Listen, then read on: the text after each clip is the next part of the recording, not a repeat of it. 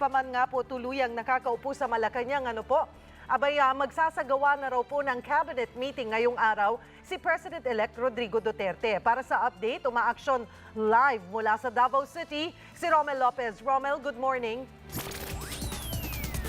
Yes, good morning, Cheryl. Matapos nga ang isnabin yung kanyang proclamation kahapon, ditong si President-elect Rodrigo Duterte, ngayong araw inaasahang makikita ng publiko muli itong ang si Digong para doon nga sa sinasabing kauna-unahang cabinet meeting nila dito sa Davao City. Cheryl, nauna nga nabanggit na nitong si Digong na sa kanyang huling press briefing na ngayong araw nga kukumpirmahin at kung tatanggapin ng ilang mga napisil niya sa gabinete yung kanyang mga alok na posisyon, at kung kanila nga daw ito yung tatanggapin ay otomatikong makikita sila ngayong araw dito sa Davao City.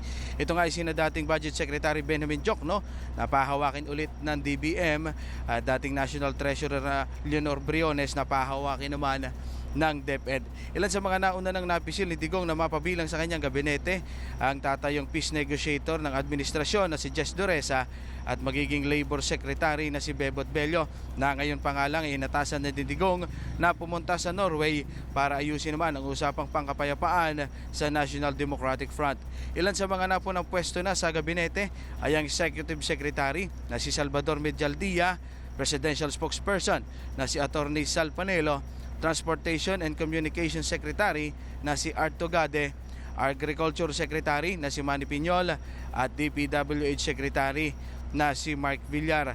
Nagbukas naman ang posibilidad ng pagbibigay ng pwesto si Duterte sa mga makakaliwang grupo bilang parte ng confidence building.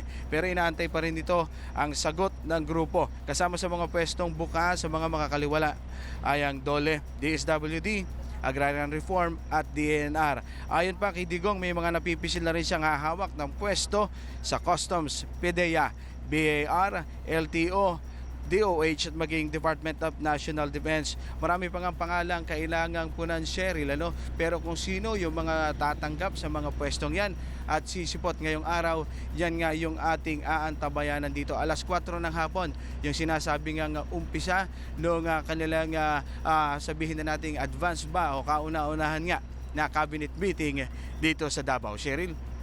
Romel, doon sa mga listahan na sinabi mo, marami pa rin posisyon ang bakante.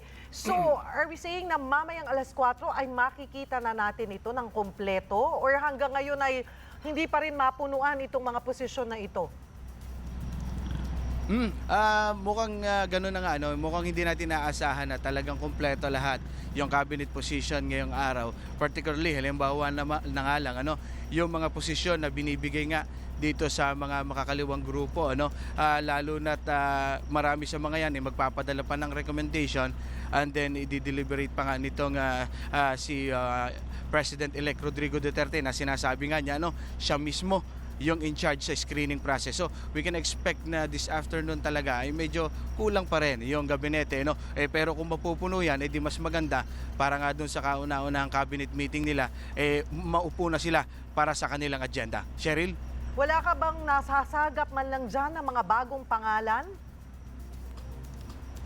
Sa ngayon, medyo wala pa tayong nasasagap na bagong pangalan. Kahit nga yung airport, pinababantayan na natin dahil doon lang naman sila lalapag at darating, expectedly. Lalo na't yung inaasahan ng venue nung kanilang kauna-unahang cabinet meeting, medyo malapit lamang sa airport. So sa ngayon, at this point in time, kahit kami medyo bulag pa doon sa mga sorpresang pangalan na lulutang mamayang hapon. Pero as soon as makuha natin yan, asahan na agad nating ibabato yan.